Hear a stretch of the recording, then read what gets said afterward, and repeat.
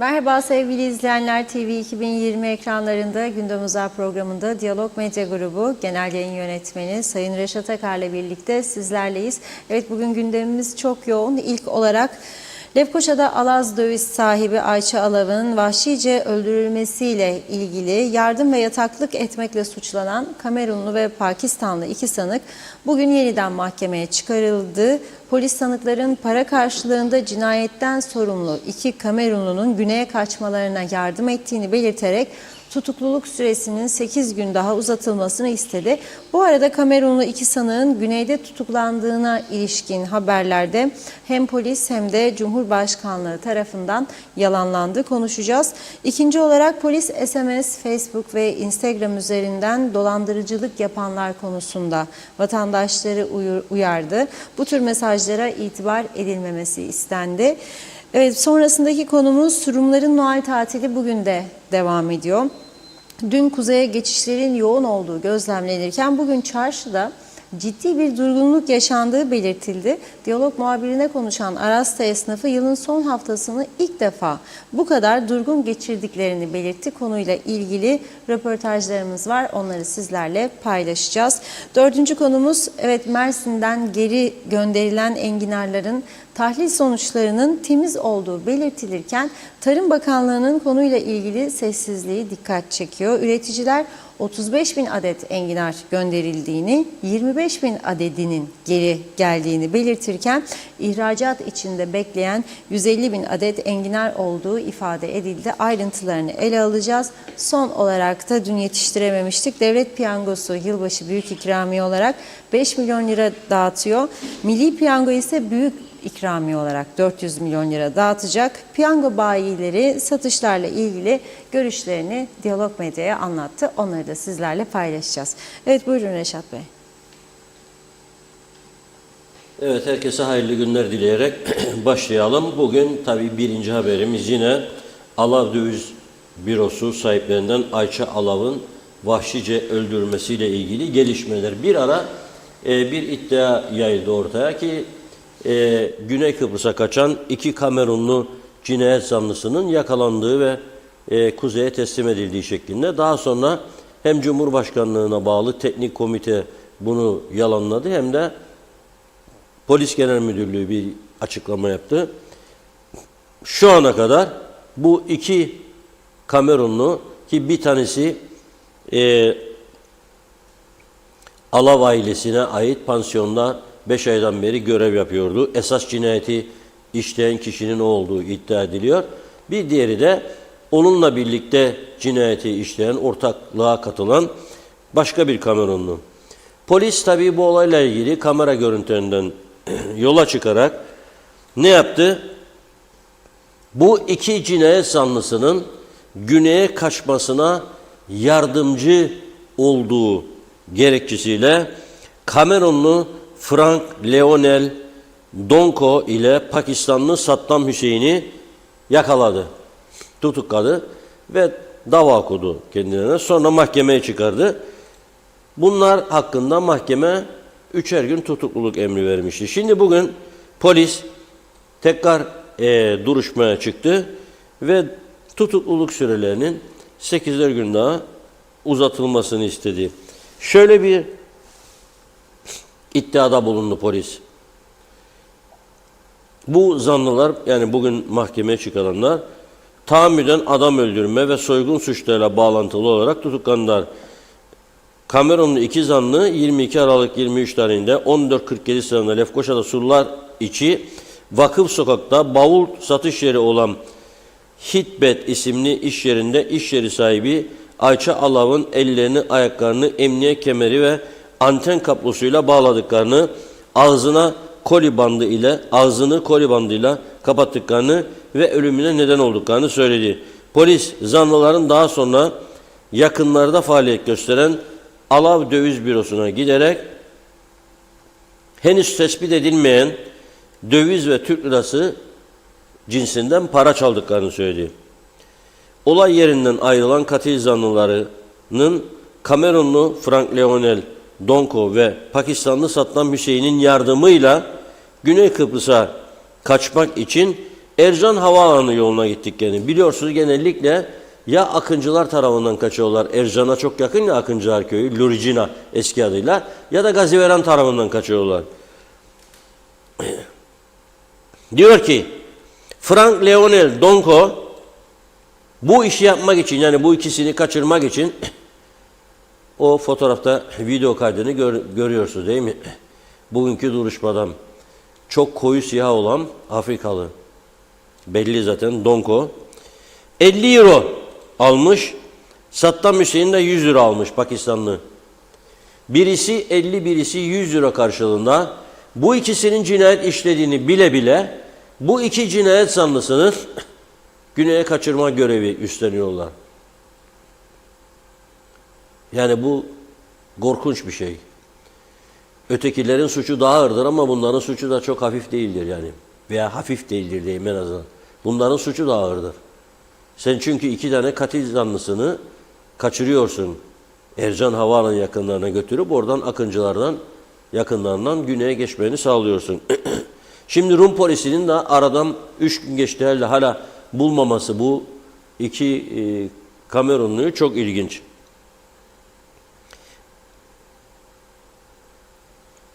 Diyor ki polis bu 23 Aralık'tan itibaren soruşturma kapsamında 10 kişiden ifade aldık diyor.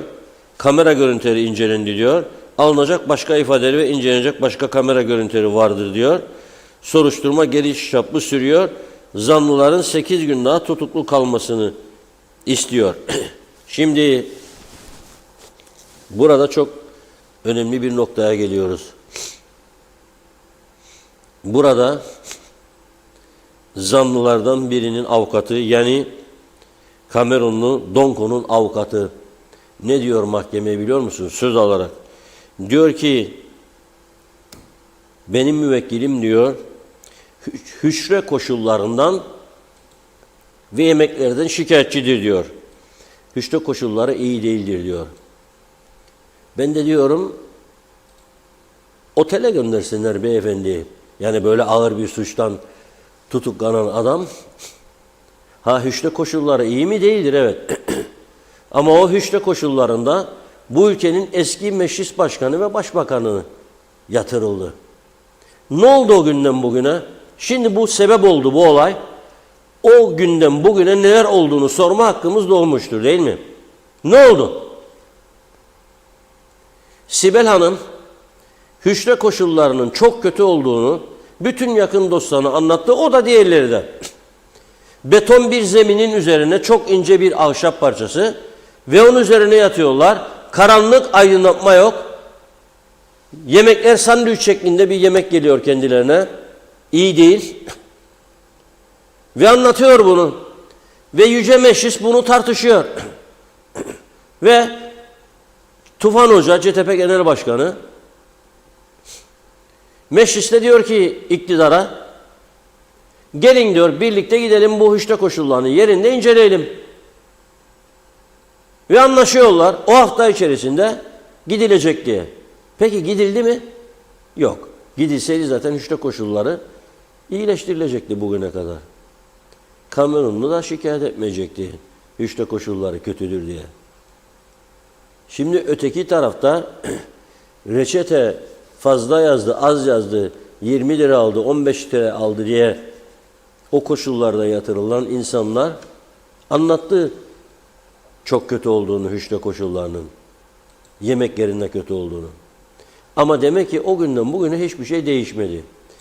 Tabii böylesi bir cinayete yardım ve yataklık yapan bu Kamerunlu'nun lüks hayat istemesi farklı bir şeydi.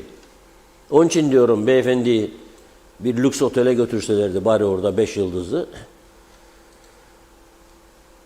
Güzel yemekler, viskileri falan iyi olur. Ama en önemli konulardan biridir bu. Bakınız çok önemli bir atasözü vardır. Ye kürküm ye.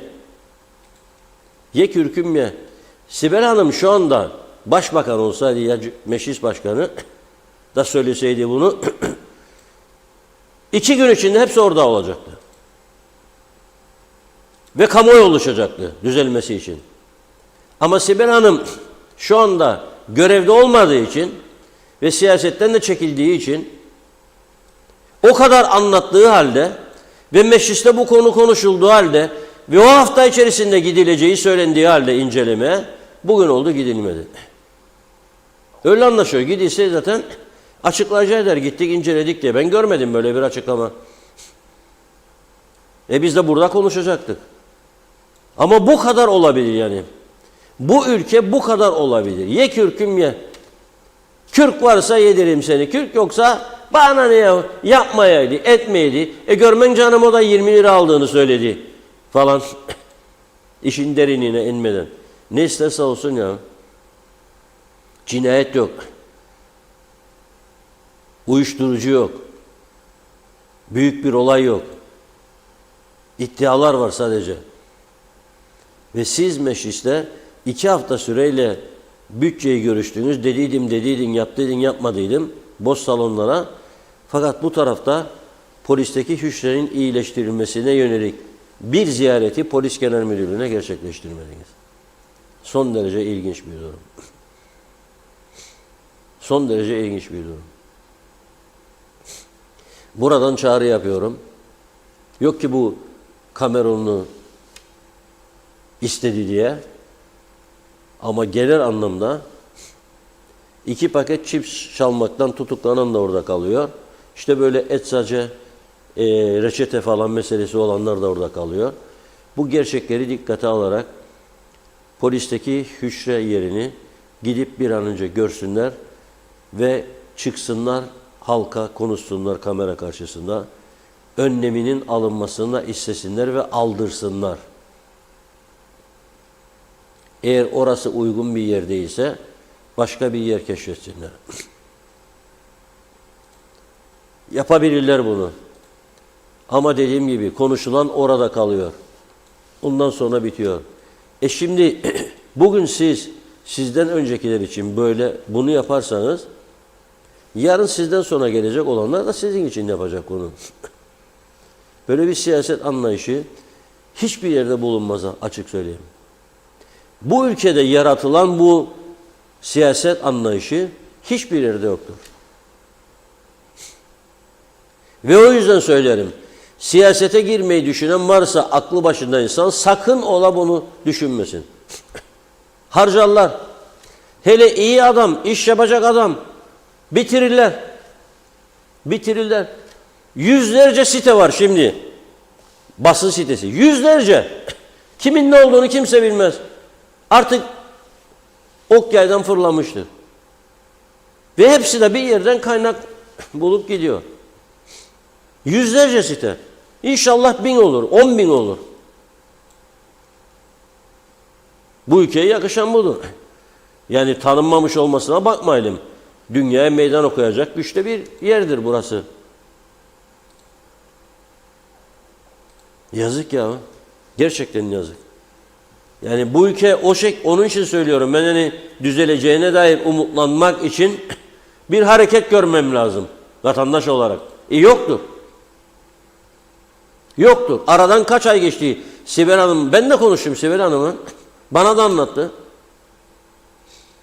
Kitap okumak için adeta yalvarmadığı kaldı orada. Kitap okuyayım, vakit geçsin dedi. Yok dediler. Işık yok karanlıklarda. Ama öyledir. Bizim ülkede ve bu siyasetin yarattığı bu kötü düzen, ben ona bakıyorum, toplumun tüm kesimlerini etkisi altına almış durumdadır.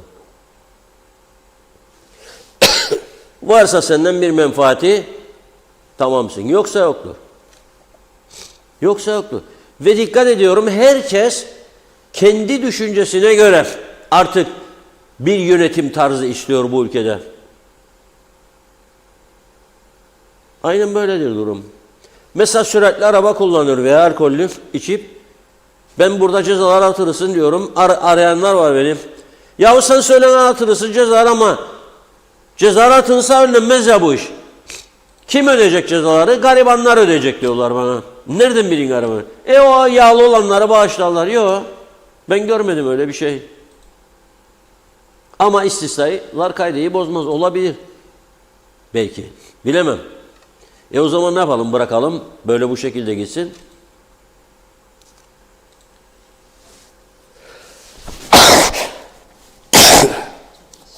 Özür diliyorum. Normalde bugün benim buraya çıkmamam lazımdı ama grip beni de yakalamış durumda. Biraz dinlenerek geldim ama demek ki şey yapıyor. Burun damlası koydum girerken programa, o damla şey yapıyor, etkiliyor. Neyse, İnşallah diyorum bu işi düzenlerler.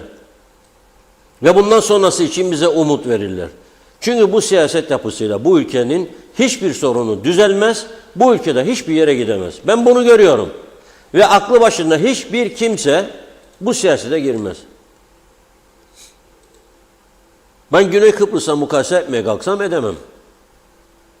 Orada bakanların tümü teknokrattır. Milletvekili değil. Bizde milletvekili olması lazım. Milletvekilini yapma da dışarıdan birini yap bakalım bakan. Düşürürler seni. Altındaki koltuğu çekerler, başbakanın gider. Kurultay ederler, hemen gider bu iş. O yüzden olmaz. Şimdi polisle başlamışken bunu da çabucak söyleyeyim. Benim telefonuma da 2 tane çok yakın tanıdığım insanın Instagram hesaplarını çalmışlar. Acayip acayip mesajlar geldi.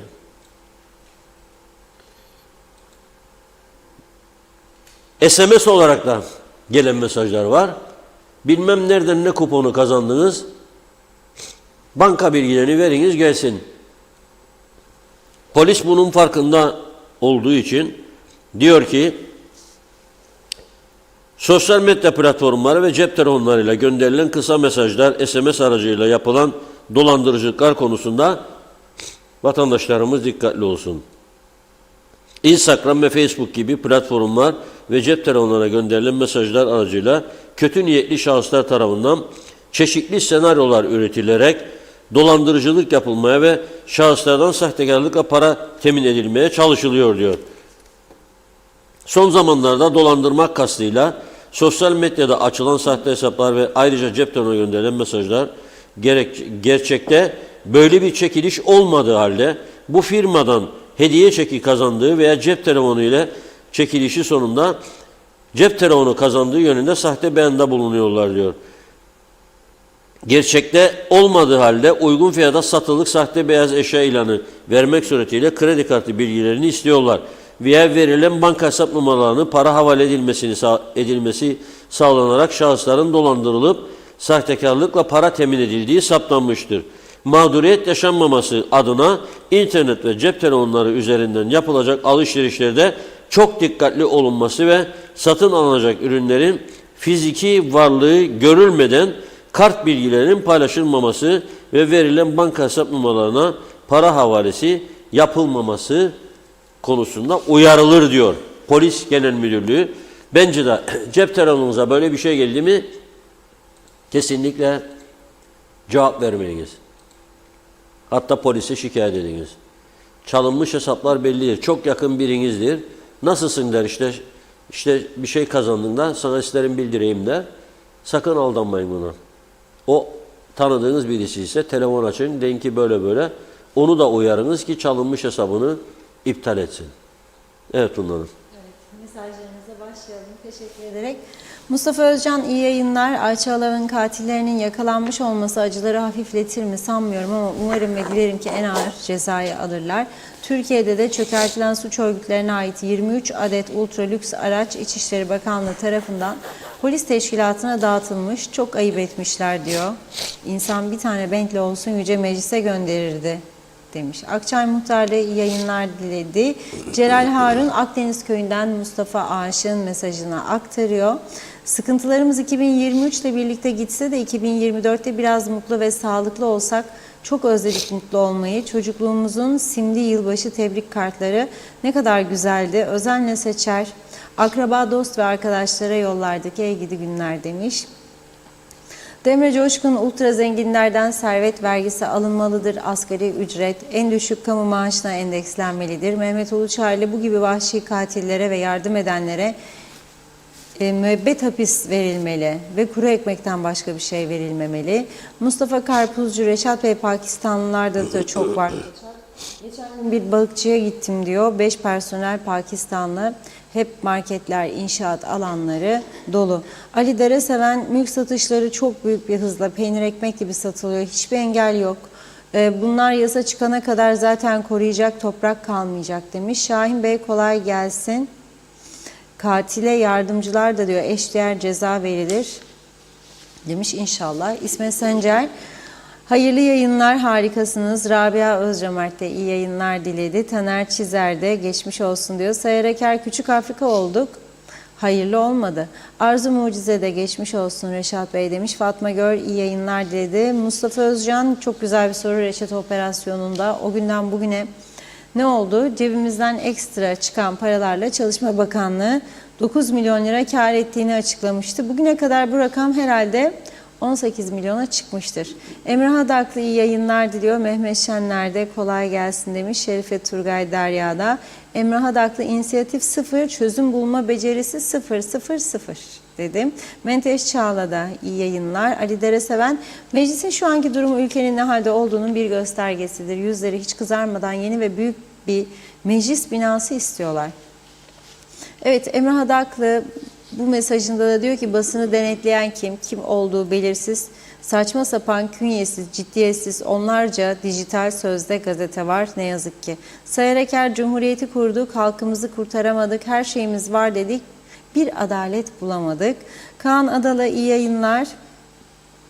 Bunlar siyasetçi değil demiş, birer kukla diyor.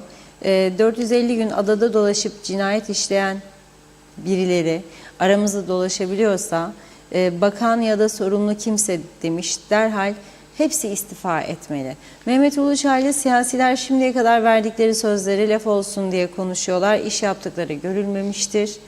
Zeliha Adaman iyi yayınlar. Ahmet Zahteroğlu, Deli Veli, bu Afrika bölgelerinden gelen zencilerle dolu adanın içi artık köylere kadar geldiler diyor.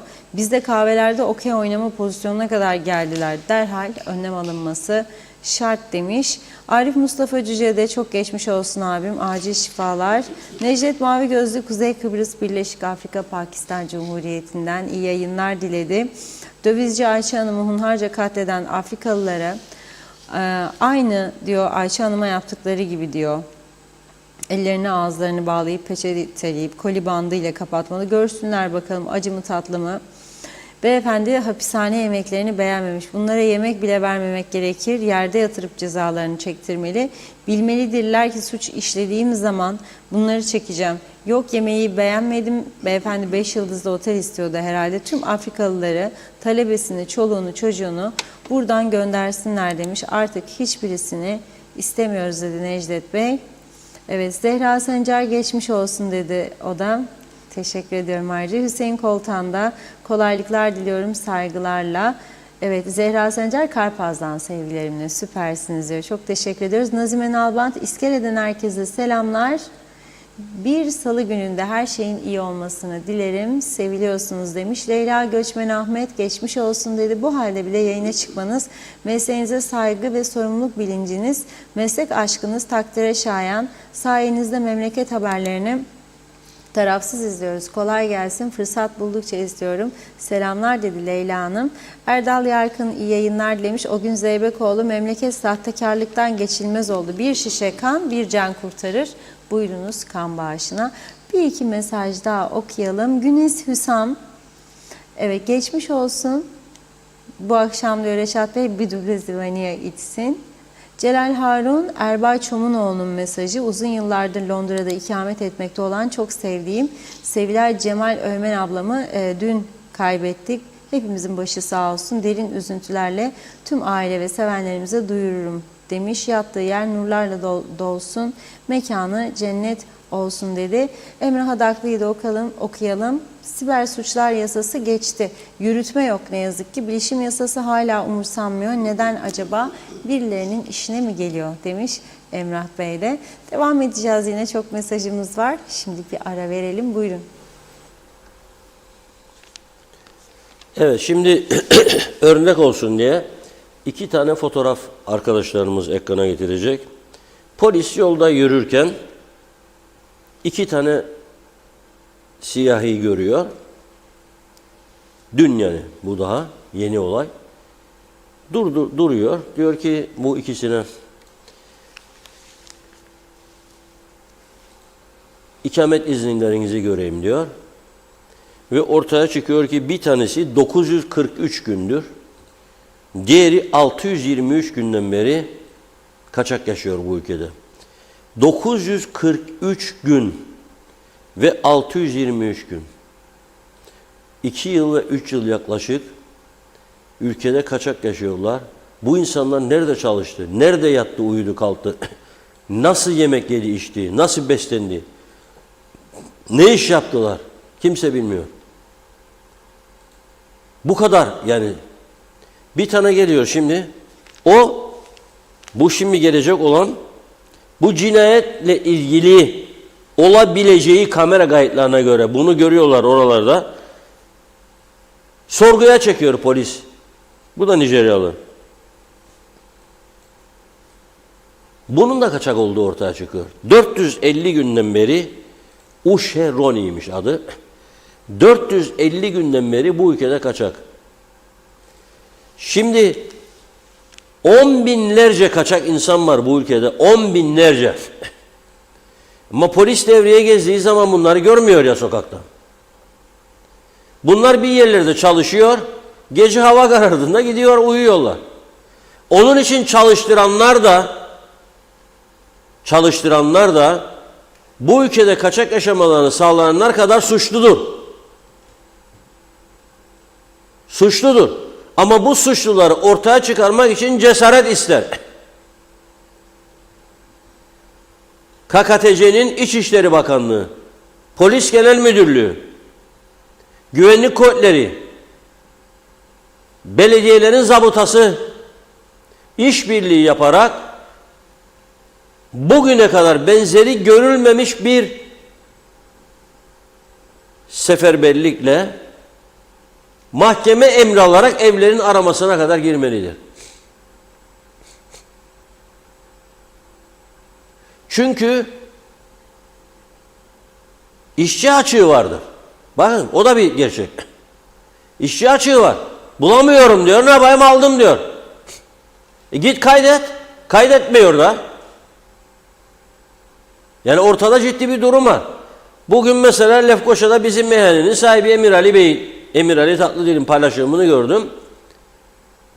İşçi bulamıyoruz diyor. Bütün piyasa diyor ölüyor. İşçi yok diyor. Yok çünkü hepimiz müdür olmak isterik. Müsteşar, bakan bakmayan. Ben çocuğumu okuttum mu gitsin, garsonluk mu yapsın? Okuttu, doğrudur. Okuttu, doğrudur. Açın bir restoran, onu açacak. 470 olacak, 480, 580, 1080. Kime satacak ama ilaçları? Hangi nüfusa? Ve hala da bir eğitim planlaması yok. Hiçbir öneriyi dinlemiyorlar. Hiçbir öneriyi dinlemiyorlar. Bir eğitim planlaması yok hala da. Mesela bugün bir eğitimci olan Mete Ferudun arkadaşımızın bir paylaşımını gördüm. O da eğitimcidir. Davide dersleri bildiğim kadarıyla. İngiltere'de çok iyi yerlerde çalışmış birisi. Bank of England'da falan çalışmış, çok değerli bir insan.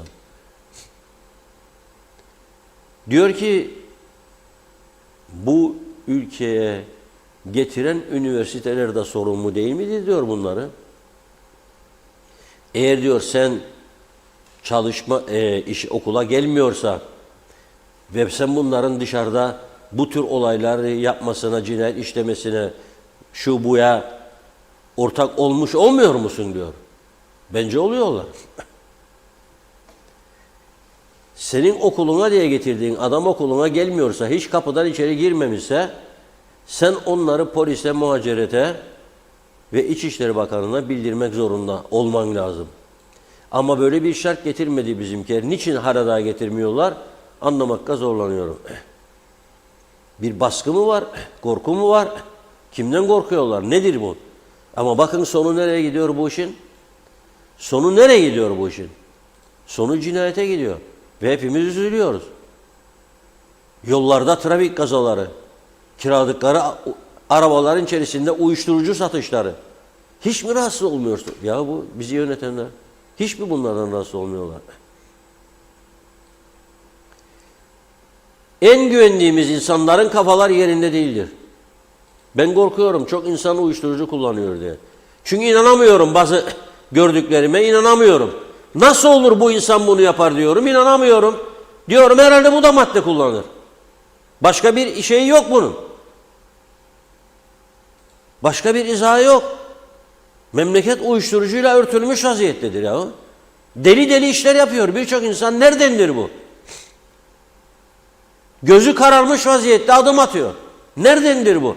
Kimseyi dinlemiyor, kimseye takmıyor, kimseden izin almıyor, kimseye bilgi vermiyor, kimsenin görüşünü istemiyor, kimsenin önerilerine kulak asmıyor. Ben bilirim diyor, ben yaparım diyor. Ve yürüyor yanlışın üstüne. Yanlışın üstüne yürüyor insanlar. Neredendir bu?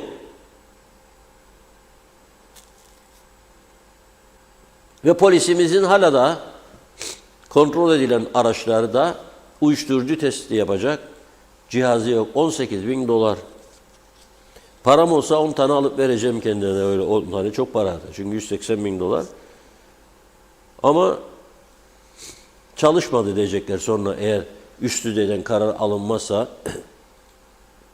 aldık da çalışmadı diyecekler. Yani çok üzücü bir durum. İnşallah 2024'te her şeyi çözeriz. Daha mı iyi olacak, daha mı üzücü olacak, daha mı kötü olacak bilemem ama olumlu sinyaller görmüyorum. Ha şunu söyleyeyim, sadece bizde değil güneyde de ekonomi alarm veriyor. Yani zannetmeyin güneyde büyük bir bolluk vardır. Yok. Orada da Rus mafyasının falan paralardı dönen. Yerli halkın çoğunda para yoktu. 1000 euro olmuş asgari ücret. Net mi, brüt mü onu da bilmiyorum. Net olsa bile 600-700 eurodan aşağı ev yok. 500 euro sınır bölgelerinde yıkık dökük evler için 600 euro alıyorlar. Elektrik, belediye, araba, ruhsat, sigorta, yakıt. Çok zor. Size arkadaşlarımıza dedi ki Serdaran ve Apo. Abdullah su içmez. Havada, karada, denizde o da. Bir Christmas haberciliği yapın bize bakalım dedim. Yani Metehan dün bağladık. Yoğundu. Belki bugün de inşallah böyle dedim ama bir de Lokmacı'dan geçin. Çünkü yaya oradan geçerler çoğu. Orada esnaf, araçta esnaf bakalım işler nasıl gidiyor falan filan. Yüzler pek gülmüyor dedi arkadaşlar bana. İlk defa böyle bir durgun yılbaşı haftasına girdiklerini söylüyorlarmış. Bakalım ne dediler esnaf, oradaki esnaf. Birlikte izleyelim. Vay göresim geldi perçenek seni, dumanlı dumanlı oy bizim eller. Nasıl unuturum körpe yavrumu, nasıl unuturum körpe yavrumu, dumanlı dumanlı oy bizim eller. Oturup ağlasam delidir derler. Dumanlı dumanlı oy bizim eller. Oturup ağlasam delidir derler. noktalayacağız yavaş yavaş. Rumların da bir Christmas'ı, bizim de Evet. tabii 13. maaşlar da ödendi. Evet. Bunun etkisi size nasıl yansıdı? Şöyle söyleyeyim, ilk defa bu seneki gibi kötü bir Christmas, kötü bir yılbaşı bugüne kadar bu çarşı görmedi. Neredeyse çok esnaf sefta etmedi. Dersem inanın, normal günden daha kötü. Ama dersen yarın bir maaş verilecek diye duyduk. Normal emeklilere ve galiba ondan sonra kamu ödemeleri var. Bu bir iki gün içerisinde dersen bana ne kadar sihirli bir değnek değecek ve bu insanlar çarşıya çıkacak. Ben derim biraz zor. Kendi tecrübeme göre gerçekten her şey acayip pahalı. İnsanlar çarşıya çıktığında bir bakarım, 2 kere sorar. Yani biz de çekiniyoruz. Gerçekten çekiniyoruz söylediğimiz rakamlardan ama 1 kilo bu memlekette 400 lira olursa, bir kıyma 440 lira olursa bu vatandaş haklı olarak bir tişörtü nasıl versin 5-600 lira, bir monta nasıl versin 2000 lira. Yani hakikaten çok zor durumda insanlar. Ben böyle bir yılbaşı görmedim. Gene de hayırlı yıllar dilerim vatandaşlarımıza. Rum arkadaşlarımıza da Christmaslar dileyelim. Sizlere de şimdiden yeni yılınızı kutluyorum. Hepsinizin. Sağ olun. Öbür yıl var olun. görüşürüz diyoruz. İnşallah. Allah nasip ederse ama bu sene gerçekten kötü şu ana kadar. İnşallah daha iyi olur ama biraz zor. Gerçek bu. Ben böyle bir yılbaşı görmedim. Kötü. Hayır. Zamdan başka bir şey yoktur memlekette. Hiçbir şekilde yansımadı. Yılbaşı mı değil mi o bile belli değil. Eski şeyler gibi değil. Yok. Pahalılık çok. Dövizin durumu belli. Yani hal böyle olur da böyle olur. Hayır. Şimdi Rum'un parası kuvvetli euro çıkar. Gelip burada bazı maddeler, mamulleri ortada da alsın. Sigara gibi, benzin gibi, o şu bu gibi. Bu yapılan zamlardan dolayı, dengelendiğinden dolayı cazip gelmez artık. Tabii şimdi bizim paramız paspas oldu. Hiçbir değeri kalmadı. Ama onun yanında onu dengelediğin zaman çok büyük değeri var. Bunu artık 5-10 yaşında çocuk da bilir.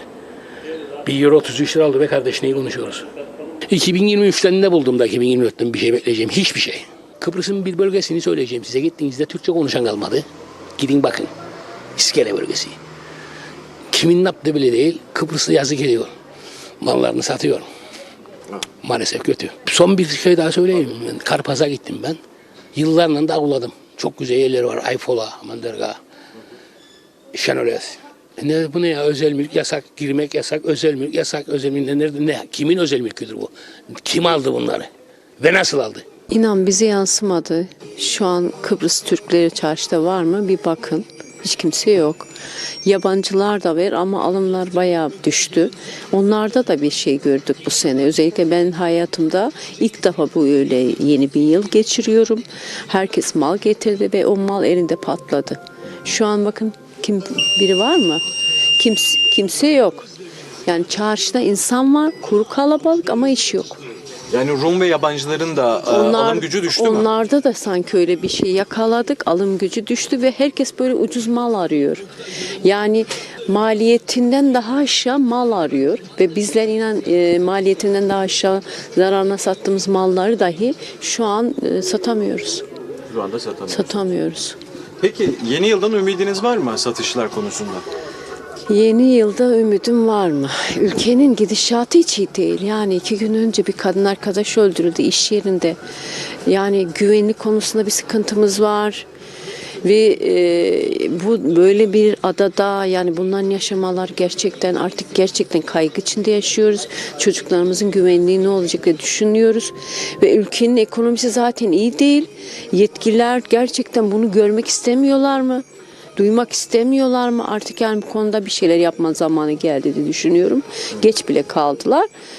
İnan çok da şey yapmıyorum, beklentim yok ama olsun gene belki diyorum ada seven insanlar vardır diyorum. Bir şeyler görebilirler. Ekonomi olarak da belki güven konusunda insanların güvenini tazeleseler, dünya izliyor yani adayı, olan bitenleri, bu adada neler bitiyor. Ve kaliteli turist gelir ve bu ülkeye gerçekten faydalı olacak insanlar gelir. Bizler zaten beslendiğimiz tek şey turisttir, başka bir şey yok. İş yok, gerçekten yok. Yani siftah dahi yapamadınız. Siftah inan çok az bir şey, yani gün masraflarımızı dahi çıkaramıyoruz. Dün bütün gün burada oturduk. Herkes kapıların önünde birbirlerine bakarak kahve içti. Hiçbir şey yok. Şu anda Rumların da Christmas zamanı. Yoğunluk da var. İlginç olan çok kalabalık görünüyor çarşı ama iş yok. İş yok. Yani alım gücü bayağı düştü. O tarafta da bunu yansıttılar bize. Artık onlarda da yani ekonomisini ya da iyi olanlar oradan mı alışveriş yapıyorlar? Kötü olanlar mı bu tarafa geçiyor? Öyle düşünüyorum. Başka hiçbir şu an bir şey bulamıyorum. Yani Rumların Christmas tatili şu anda size yaramadı. Yaramadı. Yok bu sene kesinlikle iş yok. Son bir haftadır biraz bir kalabalık başladı. Ancak bu İsrail Savaşı bizi çok etkiledi. Biz tamamıyla turizmciyiz. Yani turistlere yönelik ürün satıyoruz. O yüzden bizi çok etkiledi. Bu yeni yıl sürprizi oldu bize. Biz çok ciddi bir hazırlık yaptık. Beklediğimiz gibi olmadı. Yine sağlık olsun diyelim. Her şeye rağmen yani geçen sene koronadan dolayı ya da diğer sorunlardan dolayı çok daha iyiyiz. Bu yıl Önce sağlık diyoruz yani. Her şeyi ekonomiye bağlamamak gerekiyor. Evet. Peki 2023 yılı içinde genel itibariyle satışlarınız nasıl geçti? İyiydi çok şükür. Yani beklediğimiz gibi olmasa da iyi diyelim. İyi olduk yani bir önceki yıla göre. 2024'ü daha çok iyi bekliyoruz. Evet. Yani 2024'ten umutlusunuz. Umutluyuz ya. Umutla yaşamak gerekiyor yani bence. Şöyle turisti bir miktar biraz bir şeyler var yani öyle söyleyeyim. Yeni bir hareketlenme başladı yılbaşı üzeri. Bayağı durgun bir dönem geçirdik. Ama yine de alım gücü çok düşük. Bir de bu sınırlarda getirilen kısıtlamadan dolayı insanlar buradan pek bir şey almak istemiyor. Rum kısmına geçen sınır kapısında sınırlanma getiriyor bu taraftan alışveriş yapılmasın diye. İnsanlar bayağı tedirgin alırken yani öyle çok bir verim yok. Bir kalabalık var ama kuru bir kalabalık diyeyim size. Öyle söyleyeyim. Peki yerli halkın ilgisi nasıl? Yerli halkın geçen yıllara göre yeni yılda beklediğimiz bir iş yok. Yani beklentimiz boşa çıktı öyle söyleyelim. Dünya kadar mal getirdik ama malum dövizin böyle oluşu, ekonomik kriz insanları çok etkiledi. Yani yerlinin alımı da çok düşük. Yani yok. Sakin. Evet, zaten sadece turistler ufak 5 euro, 10 euro hediyelik arıyorlar. Biliyorsunuz onlar da hediye çok önemli, bereket getirir. Yani oturduk bekliyoruz, açtık. Fakat eski yıllardaki gibi iş yoktur. Kesinlikle. Herkesin alım gücü düştü. Bütün dünyanın, bizim de bütün dünyanın. Yani mümkün olduğu kadar en ucuz, en güzel hediyeyi almak için geziniyorlar. Öncelikle çocuklarını düşünüyorlar, sonra arkadaşlarını ufak birer hediye. Öyle büyük parçalar almıyorlar. Peki yerli halkın ilgisi nasıl ürünlere? Yok. Bizim Aras'ta da yok. Yerli halk benim yok. Çok az. Benim kendi arkadaşlarım geliyor sadece. Beni bilenler, çeşidimin, kalitemi bilenler geliyor. Memnunum. Çok kötü. Pahalılık, çok pahalılık var. Yani şok oluyorum. Her akşam markete 1000 liranın altında bırakmıyoruz. Süt, ekmek, yoğurt, yumurta. Yani çok bir şey de almıyoruz. Bir de deterjan biter bir gün. İşte 2024 yılından daha güzel şeyler bekliyorum. Ümit ediyorum. Yani ben acıyorum. Asgari ücretle geçinilmez oldu. Yani Reşat Bey bize, bu halka çok iyi değiniyor. Bütün sorunlarımızı aktarıyor. İyi ki vardır, eksik olmasın. Onun kanalıdır bizi bir tek yakından izleyen ve gündeme getiren. Çok memnunuz. İyi ki vardır yani. Diyalog TV'ye de teşekkür ediyorum.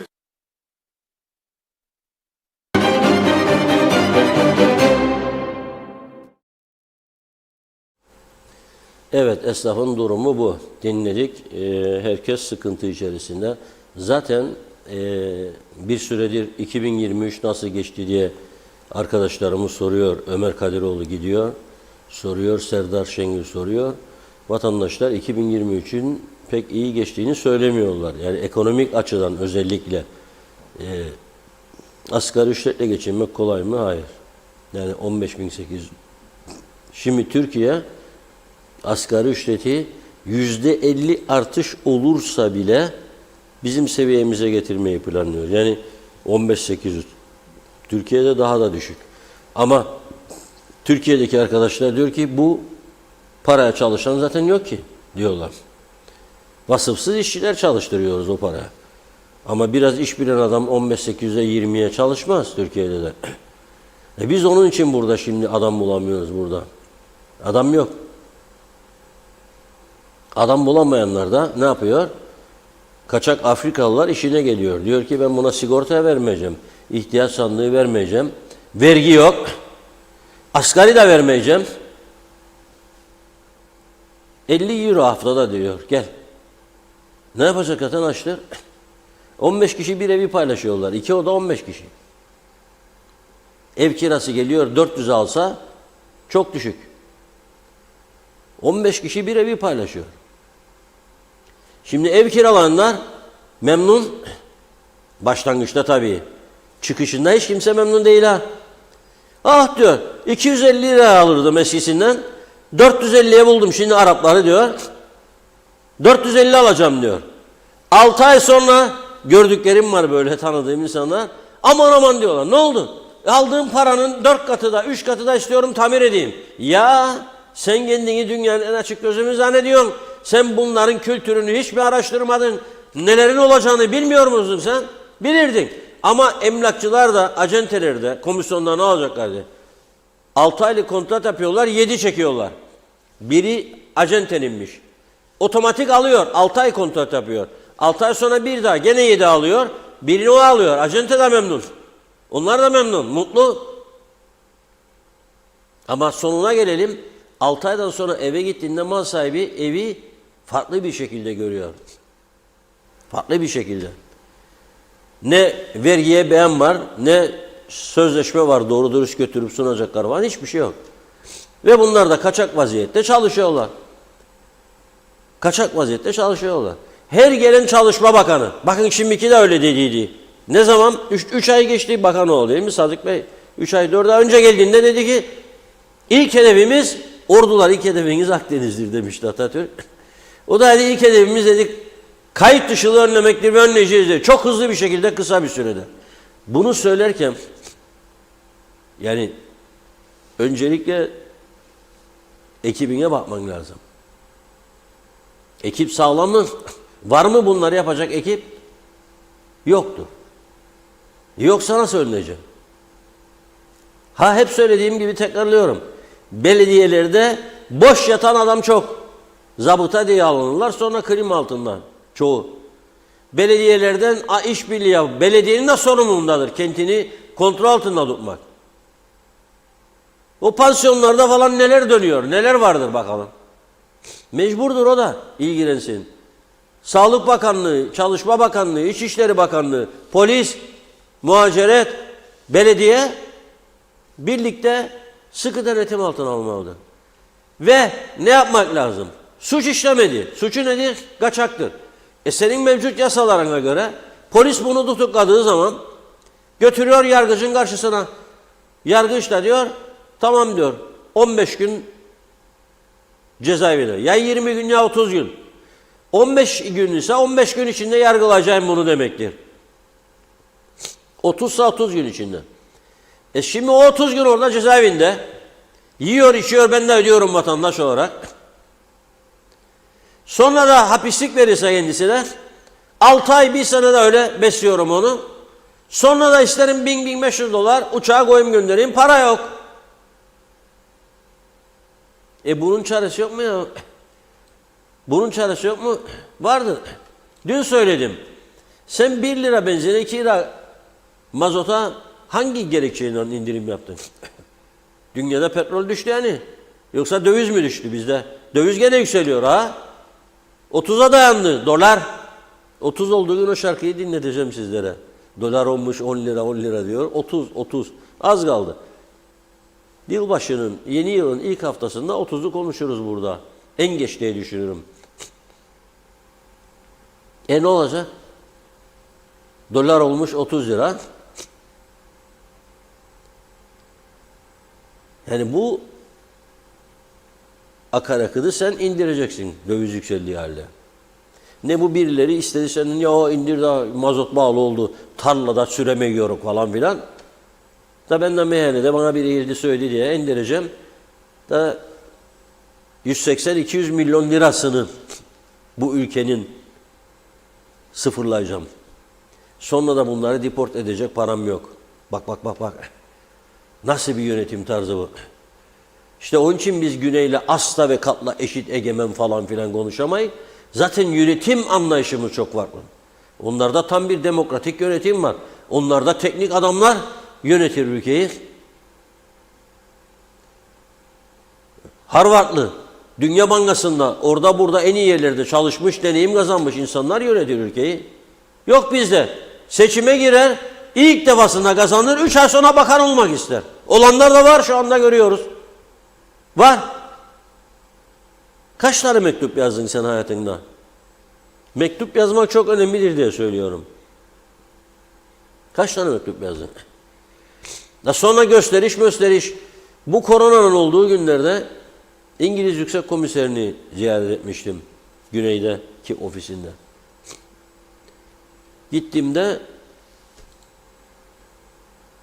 baktım sekreter falan yok. Tabii biz alıştık ya, 3-4 kapıdan geçen bizimkiler karşılama, 2 tane 3 tane koruma gelir. Sekreter, asistan yardımcısı falan filan. Sayın Bakan sizi bekliyor, buyurun beyefendi. Ya da bekleyin. Bekleyin. Kaçtır saat? Randevu verdi İngiliz. 3'te mi verdi? Tık 3'te karşınızdadır adam. Tık 3. Baktım geçtim, bir şey soracağım dedim. Asistanınız yok mu? Dedim. Yoktur dedi. Niçin dedim. Durdurdum dedi. Niçin dedi. Ne gerek var dedi. Kriz var dedi. Ne gerek var dedi. Ben kendi yazışmalarımı kendim yazıyorum. Daha emniyetli hem dedi. Printer'da orada çıkışı alırım. Gider. Ben de kendim yazarım yıllardır. Kimseye yazı yazdırmam. Ama bizde öyle değil. Bizde de bir Sayın Bakan'a gittik bir gün. Şimdi siyasette değil, dışta kaldı. İyi ki de kaldı. Diyalog ekibi, yönetim ekibi diye gittik. Resepsiyonumuz olacaktı. İlk resepsiyon davet edelim Sayın Bakanları.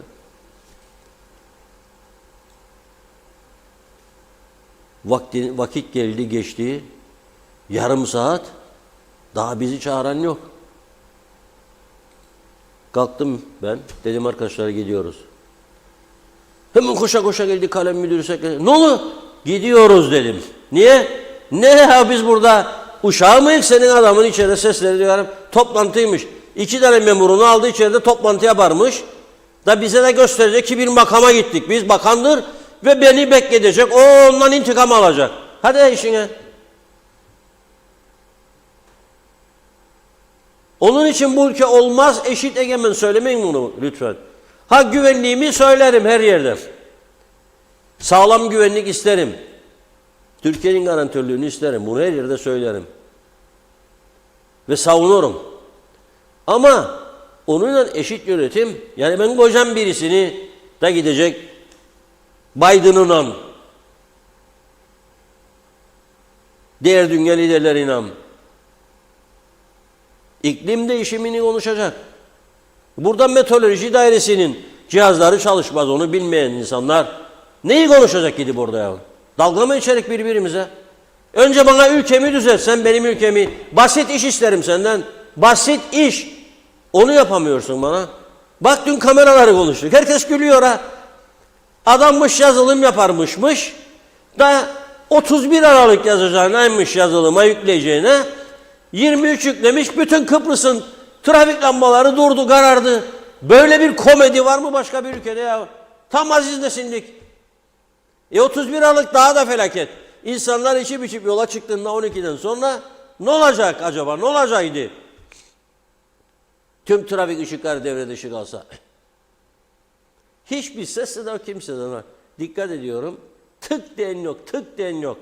Bu arada söyleyeyim, sakın ola ki yok çocuk geldi daha, yok tencerede yemek koydum falan, ayrılmayın. Çünkü bir farklılık gelecek bugün. Nedir farklılık? Vallahi onun için de bugün, yoksa programı iptal edecektim. Bugün geldim ama başlayalım dedim bu yılbaşı gecesi için. İlk defa bir şey oluyor. Belki de dünya televizyonlarında. 31 Aralık gecesi saat 12'yi gösterdiğinde gece 24.00 artık yeni seneye geçecek ya. Hadi sayalım. Dün bir izleyicimiz de bana yazdı. Çok hoşuma gitti. 19.8. Bir sarılmalar falan olur ya, o saat ışıklarda kapatılır. Öpüşmeler başlar. I love you darling, seviyorum canım, hadi iyi seneler falan. O 24'te, saat 24'ü gösterdiğinde nasıl bir şarkı dinlemek istiyoruz? Farklı tellerden bugün 6 tane belirledik. 6 tane. Yarın inşallah gene belirleyeceğiz. Ama bugün ilk 6'yı dinleyeceğiz. Kısa kısa. Baştan sona kadar değil canım. Öyle birer dakikalık dinleyeceğiz. Ne zaman? Bu patatescilerin işini okuduktan sonra. Çok mu mesajımız var? Afun Hanım bakıyor böyle ciddi ciddi. O da bir de şey var tabii, bana diyor gripli geldin, beni de hasta edeceksin diyor. Halbuki öyle bir şey yok. Ben ilk ondan kaptım diye düşünüyorum. Ne oldu 35 bin enginar?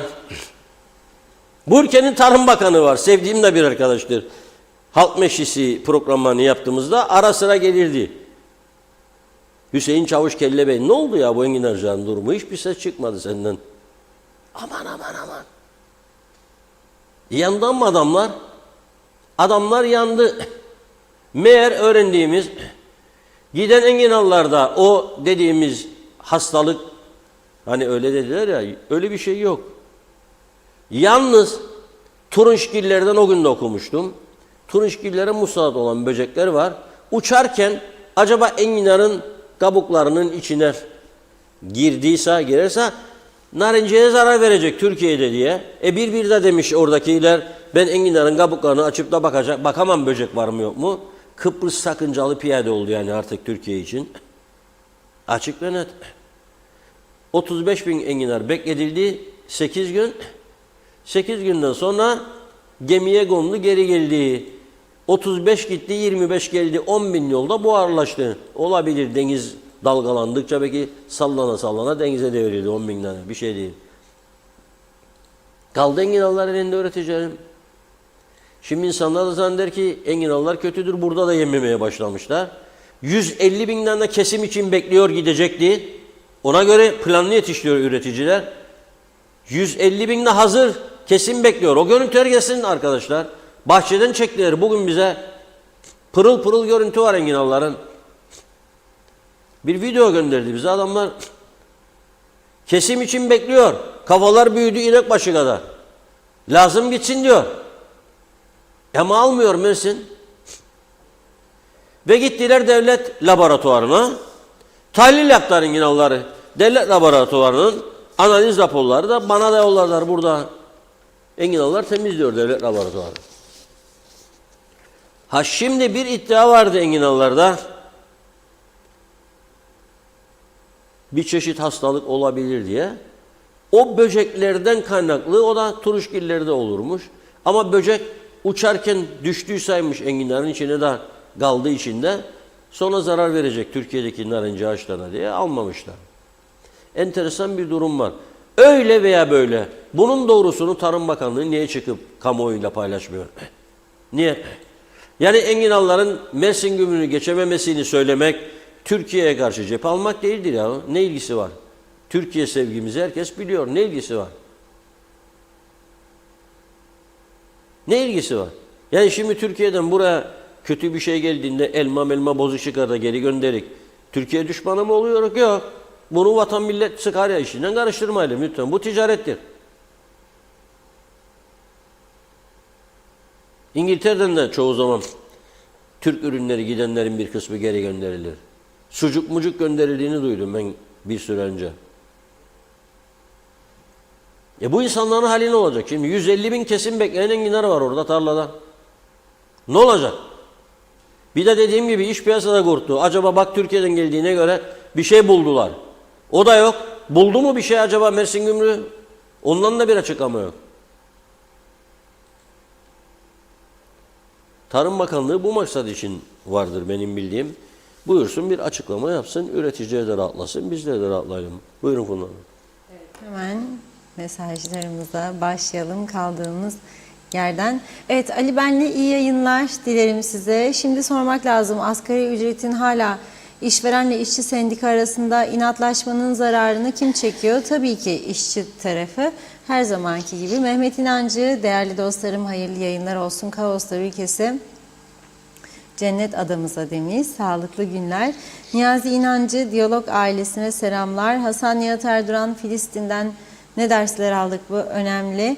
Mehmet Uluçaylı geçmiş olsun demiş. Oytun Andaş kolay gelsin. Mehmet Uluçaylı ülkemizde kaçak olarak bulunan tüm yabancıların sorumlusu iş adamlarıdır. Siyasiler de iş insanlarına gebedir. O nedenle es geçiyor. Niyazi İnancı çok ciddi güvenlik sorunu var. Kuzey Kıbrıs'ta eskiden bizim müdürlerimiz yaya devriyeye koyardılar. Asayişi öyle sağlardık.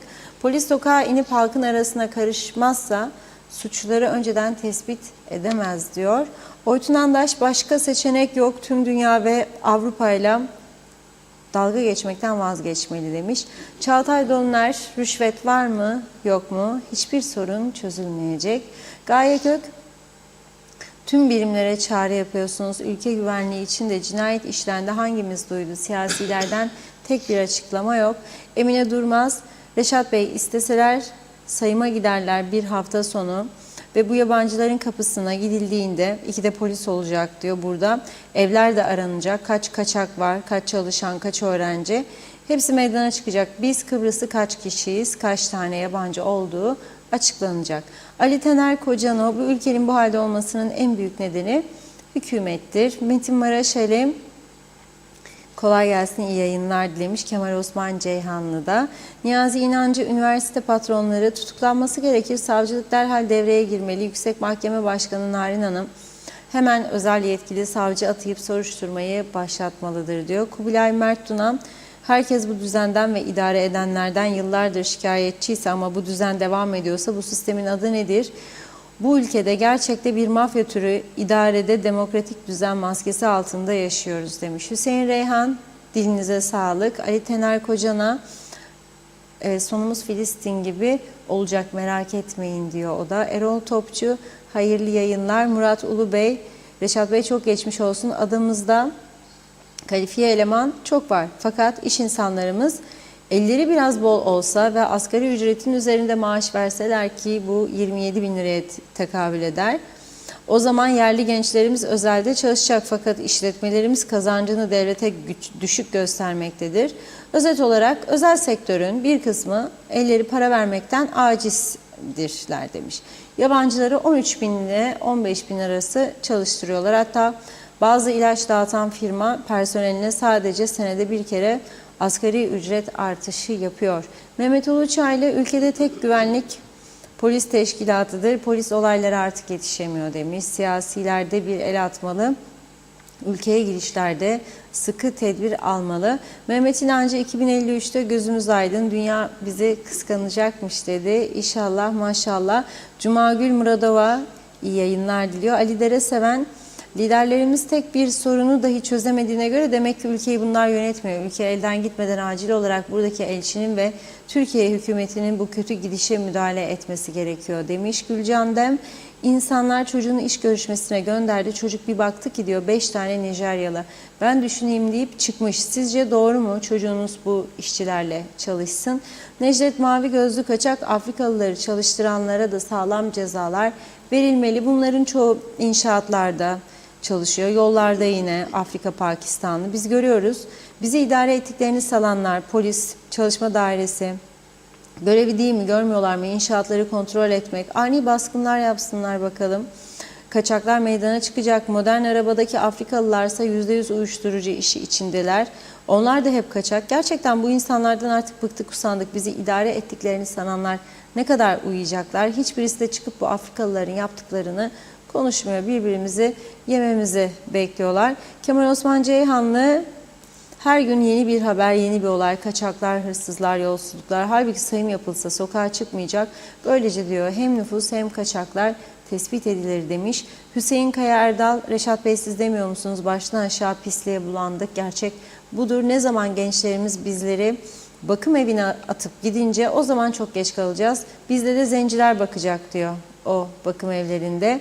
Celal Harun, evet 2024 yılında da umutsuz dahi olabiliriz. Geleceği görmeyebiliriz. Hiçbir şeyimiz olmayabilir ama Hiçbirimizi sevgisiz bırakmasın bu hayat, sevgi 1000 kilometre ötede de olsa gelir dokunur bize. Birbirimizi sevmemiz, birbirimize benzememiz gerekmez. İyi akşamlar diledi.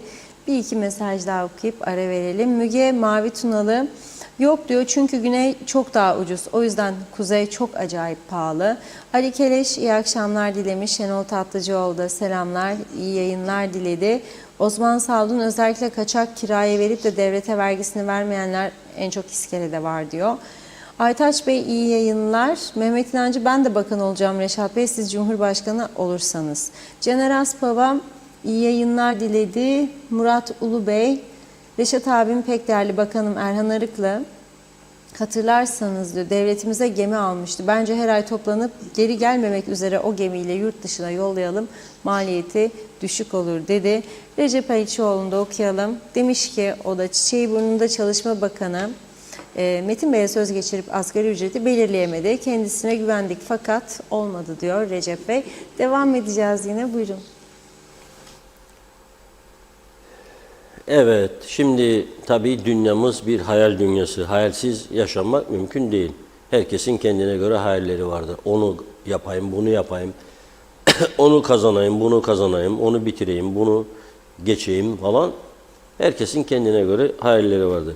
Hayaller başkadır, gerçekler başkadır tabii. Her hayalin gerçek olacağına dair bir iddiada bulunmak mümkün değil. Bazı hayaller vardır, olabilecek şeyleri düşünürsünüz, olur. Bazıları vardır, olmaz.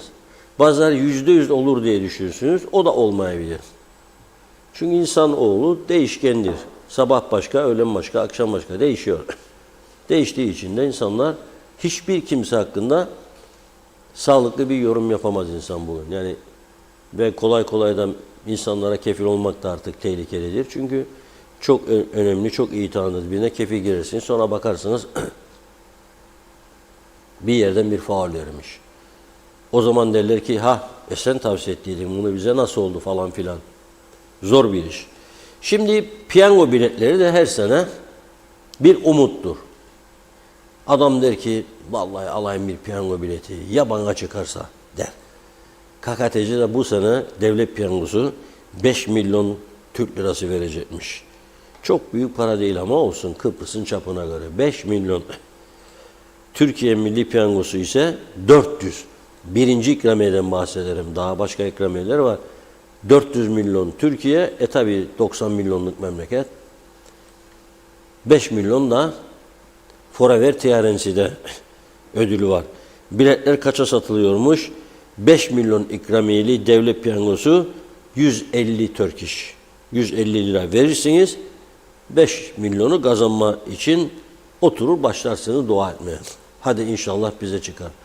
Sana şunu alırım babacığım, sana şunu alırım anacığım. Hele yılbaşı gecesi evde geçirenler en güzel eğlence evdir bana göre yılbaşında. Evde oturur adam, yakar sobasını, bazı gaz sobaların üstünde kestane güzel pişirilir. Şömineli olanlar tabii ayrı bir zevk. Atar şömine içine kestane çıkarır. Yalnız dikkat ediniz, bugün Türkiye televizyonlarında gördüm. Türkiye'de şimdi Çin kestanesi varmış. Çin kestanesi. Sakın yemeyin diyor uzmanlar. Tadı nereden anlayacaksınız iyi olmadığını? Tadı acımtırakmış. Ve bir de pişerken fazla şişermiş. Şişiyor, şişiyor, şişiyor. Sizden diyorsunuz ki güzel bir kestane. Yok. Kabuğunu soyunca da az bir şey ısırıyorsunuz. Eğer acıysa hemen atınız. Şimdi diyeceksiniz 260 lira verdim bir kilo kestane aldım da atacağım ya. Atmazsan çünkü hasta olacaksın. Kimyasalla büyütülürmüş o kestaneleri bugün dinledim ben de. Onun için nasıl balıkta olur? Adam açar balığın gözü diyor canlıysa, rengi koyuysa, kan gibi tazedir abi al da korkma. Ama meğer adamlar şimdi boyarmış balığın gözünü kırmızıyla. Sen de tazedir, kandır diye aldanıyorsun. Eve gidince bir koku balık. Ne yapacaksın? Ya yiyeceksin doktora, hastaneye, bir de hastaneye para vereceksin. Zehirlenip ya da atacaksın. Kestane de aynı. Çin kestanesini hiç tavsiye etmiyorlar. Pazardan görüntülü izledim yani. Yemeyin diyor uzmanlar. Tadı acımtırakmış. Suni yetiştirilmiş, kimyasalla yetiştirilmiş. İyi değildir diyorlar.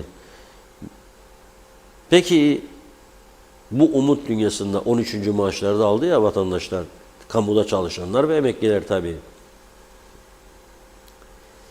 10 gün önceden ödedi hükümet, helal olsun 13. maaşlar. Hem emekliler aldı hem çalışanlar. Tabii parayı alan kimi markete koştu, kimi banka kredi kartı taksidini ödemeye, kimisi ufak çapta da olsa alışveriş çocuğuna, ayakkabı, çorap, morap falan filan. Kimisi de piyango. Evet, arkadaşlarımızın piyango bayileri yaptığı söyleşiyi izleyelim. Satıyorsunuz, şans dağıtıyorsunuz. Nasıl gidiyor satış? İşlerimiz iyidir. 13. maaş ödendiği için işlerimiz açıldı Allah'a şükür. Devlet piyangosu satışları daha da hızlandı. Devlet piyangosu tam bilet olarak 150 TL'dir. Türkiye çeyrek 110 TL'dir. İkramiyesi 400 bin TL'dir. 400 milyon. Başka şans oyunları 25 TL. CTP araba piyangosu 50 TL. Herkes bir devlet bir CTP piyangosu alıyor. Araba veriyor o yüzden. Yani işlerimiz Allah'a şükür açıldı. Evet. Peki insanlar en fazla hangi yılbaşı piyangosunu tercih ediyor? Devlet mi yoksa milli piyango? Devlet. Çünkü milli piyango özelleştikten sonra bilet yollamadığı için böyle kağıtlar gördüğünüz gibi böyle beyaz kağıtlar ilgi duymuyorlar. En çok yoğunlaştığı biletler devlet biletleridir. Devletin piyango. Evet. Ve artı ikramiye 5 milyon olduğu için insanlar bir umut. Herkes bir bilet almadan marketten çıktığında bir bilet alıyor yani. 5 milyon büyük bir para. Evet, 150 lira olmuş. 150 lira evet. Yılbaşı için bilet aldınız. Hangisini tercih ettiniz? Kıbrıs. Kıbrıs'ın devlet piyangosu. Evet. Daha önce hiç kazandığınız oldu mu? Amorti kazandım. Amorti aldınız. Peki yılbaşı ikramiyesi 5 milyon TL devlet piyangosunun size çıkması halinde ne yapacaksınız? Evim yok, ev alacağım. Ev alacaksınız. Yılbaşı için piyango bileti aldınız. Hangisini tercih ettiniz? Devlet ya. Devlet piyangosu. Evet, onu tercih ettim. Daha önce hiç kazandığınız oldu mu? Maalesef olmadı. Ama umutlar tükenmedi. Ama orta aldım, evet. Kazandınız, umutlusunuz, aldınız. Umutluyuz ki aldık. Devlet piyangosu 5 milyon. Size çıkarsa ne yapacaksınız? Vallahi ihtiyaçlarımı karşılayacağım. Yalan söyleyemem bu konuda. Çıkar mı onu da bilmiyorum. Yılbaşı için piyango bileti aldınız. Hangisini tercih ettiniz? KKTC'yi tercih ettim. Devlet piyangosu. 5 milyon veriyor. Çıkarsa ne yapacaksınız? Yiyecek. Hayır. İlk önce hayallerimde bir şeyler sonlara yapacağım. Geri kalanını bankaya koyacağım. Kalsın. Orada kalsın. Parası günde ne olur? Şunu sorayım size. Daha önce hiç kazandınız mı? Hayır, kazanmadım. Aldınız ama bilet. Aldım ama hiç kazanmadım. Tekrar deniyorum, inşallah kazanırız. Valla milli piyango aldım. Türkiye'nin bileti. Türkiye'nin biletini. Çıkarsa büyük ikramiye size ne yapacaksınız? Vallahi hiç düşünmedim ama herhalde güzel şeyler yaparız diye düşünüyorum. Daha önce hiç kazandınız mı? Hiç kazanmadım. Mesela ülke için herhalde güzel bir şeyler yaparız. Çocuk burada. Yani ev alırız çocuklara.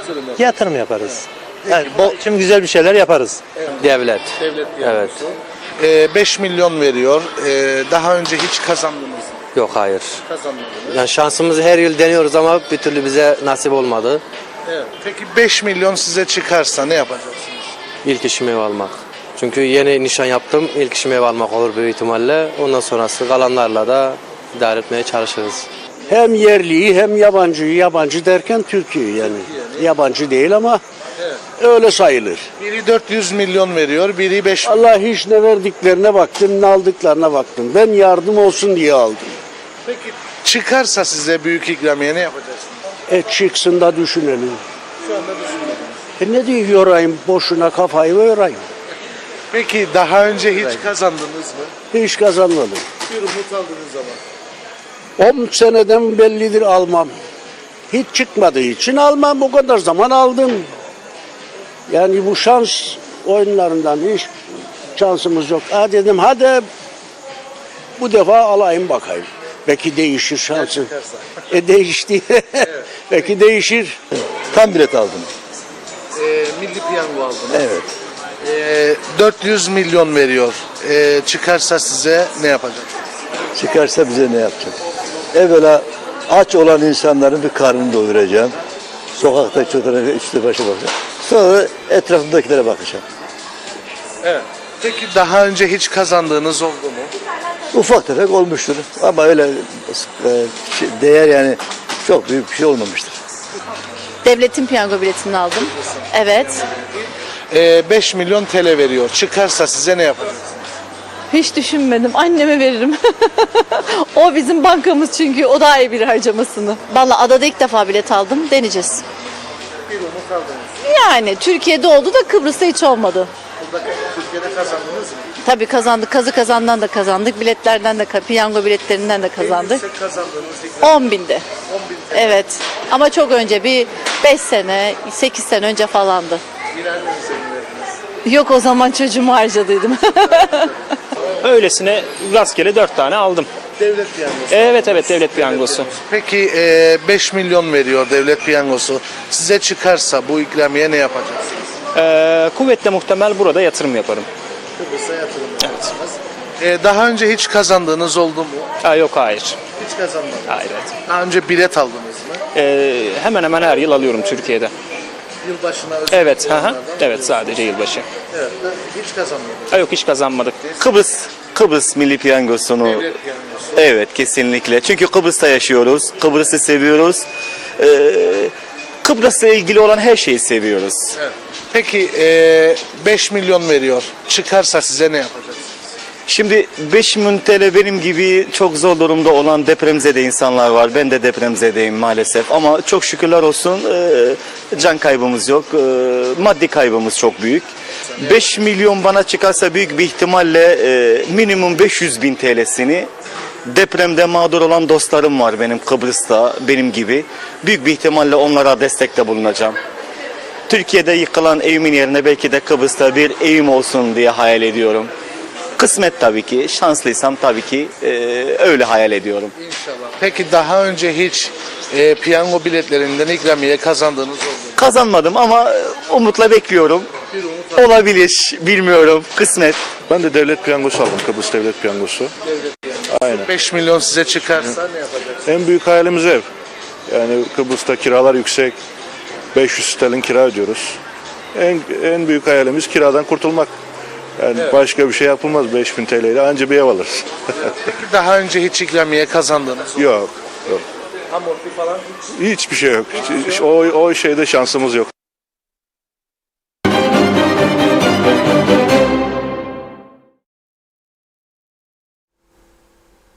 Evet, bütün umutlar yılbaşı çekilişlerine kaldı şimdi. Bakalım 5 milyon mu, 400 milyon mu? Para çıksın hele bir de ondan sonra herkes kendine göre bir şeyler yapar mutlaka. Şimdi şarkısına bakalım. Yılbaşı gecesi nasıl bir şarkıyla 12'de yani 24'te 2023'e veda edip 2024'e geçeceğiz. Bugün 6 tane çok farklı türden, hiç bugüne kadar da sizlere dinletmediğimiz türden şarkılar da vardır. Çünkü belli olmaz. Herkesin değişik bir zevki vardır. Kısa kısa dinleyeceğiz. Önce rejideki arkadaşımız biliyor. Gelsin bakalım. Kaşların Karasına diyor bir şarkı var. Onu seçtik bakalım.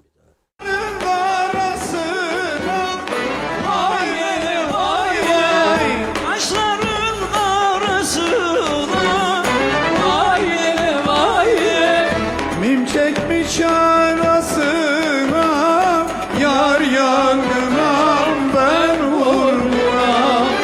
Bim çekmiş arasına yar yangınam ben vurguram.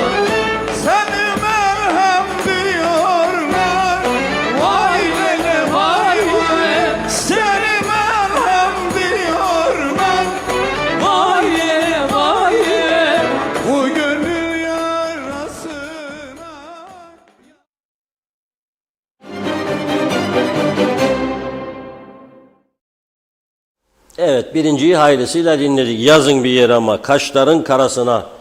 Ve basınız mesajları, Funda Hanım yorulsun okumaktan.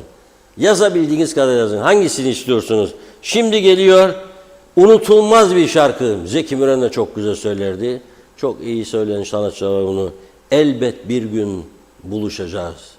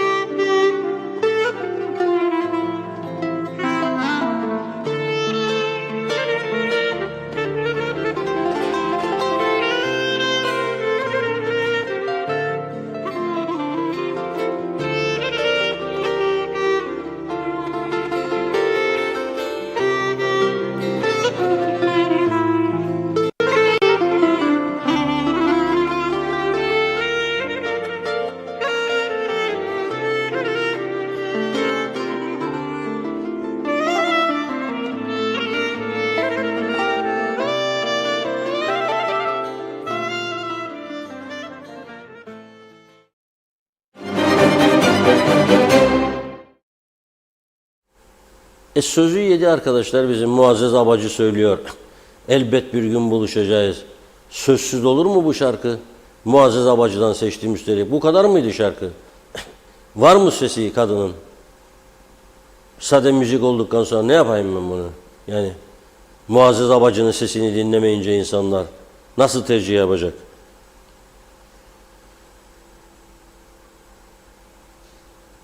Peki, Muazzez Abacı'nın o zaman bir başka şarkısı gelsin. Bir sevgi istiyorum diyor. Hadi bakalım. Ları durduracak, güneşi dolduracak, dünyamı dolduracak bir sevgi istiyorum.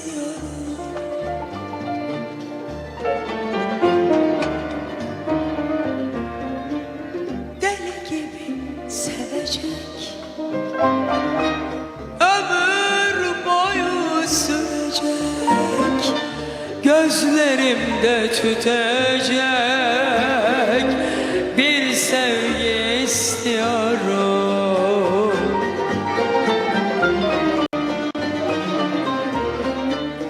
Deli gibi sevecek, ömür boyu sürecek, gözlerimde tütecek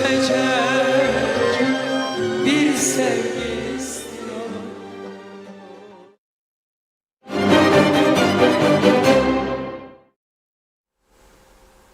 Evet, bir sevgi istiyorum dinledik. Şimdi hiç benim daha önce duymadığım, ilk defa dinleyeceğim bir şarkı. Adını şimdi söylemeyeceğim. Zaten ekrana gelecek adı. Verelim bakalım.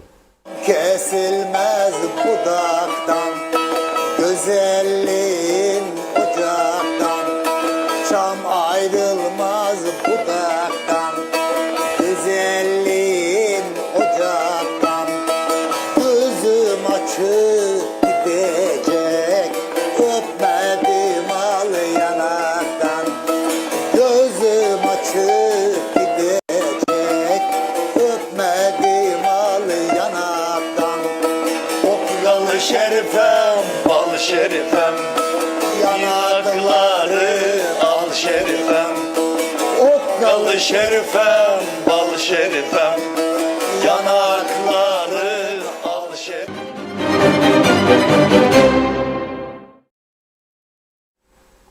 Okkalı Şerifem'miş şarkının adı, daha ilk daha duydum ben de. Bilmiyorum, burada bazı böyle defli mefli eğlenceleri var. Oralarda büyük bir ihtimalle çalıyordur bu. Defi eline alan vuruyordur defe. Çalabilirler. Şimdi bu farklı bir türe geçiyoruz. Bizim size sık sık dinlettiğimiz türlerden bir şarkı geliyor. Onu dinleyelim bakalım.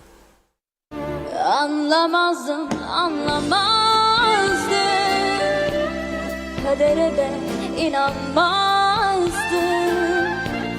Hani sen acı veren kalpsizlerden olamaz. Dilerim ki mutlu ol sevgilim, ben hayat gülsün sana. Günahım boynunda ağlayan bir çift göz bıraktın arkanda.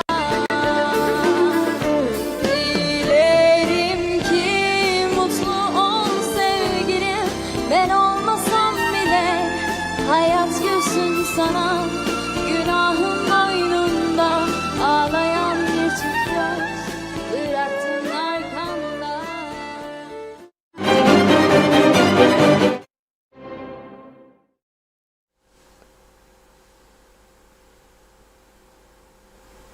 Evet, anlamazdın diyor, onu da dinledik. Son bir şarkı, bu farklı böyle 12'de dans etmeyi sevenlerin, özellikle şimdi dans kulüpleri de var ya, tango danslar falan filan eğitim veriyorlar.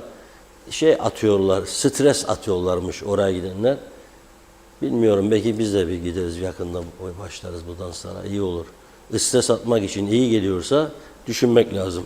Sonuncusunu dinleyelim bakalım. Come dance with me, and I'll give you a gift worth giving. Take a chance with me, and I'll show you a life that's worth living. Life's much too good, my friend. Don't let it end.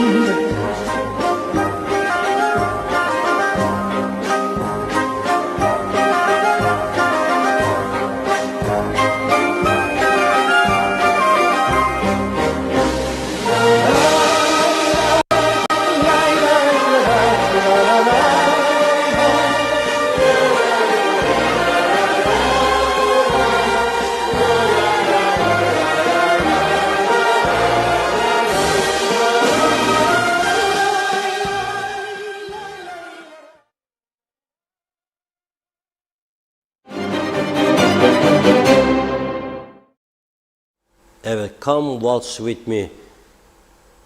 Bakalım, son çaldığımız en çok tercih alacak gibi geliyor bana ama yine de tabii belli değil. Sizler ne düşünüyorsanız onları bize yazarsınız. Bugün bizleri bağışlamanızı rica ediyoruz. Zaten çok erken başladık. Belki de ilk defa tam 16.30'da başlamış olduk. Programımızı bu şekilde tamamlayalım. Yarın inşallah iyi olursak yine burada olacağız 16.30'da. Baktınız, gördünüz ki yokuz, son dakika geçecek zaten. O zaman durum iyi değil anlamına gelecek. Bir gün ara veririz belki ama şimdiki şartlarda yarın birlikte olacağımızı düşünüyorum. Herkese iyi akşamlar, iyi geceler, mutluluklar dileyerek veda edelim. Evet. Çok çok teşekkür ediyoruz ve tamamlıyoruz sevgili izleyenler. Ben de yeniden görüşünceye dek hoşça kalın diyorum.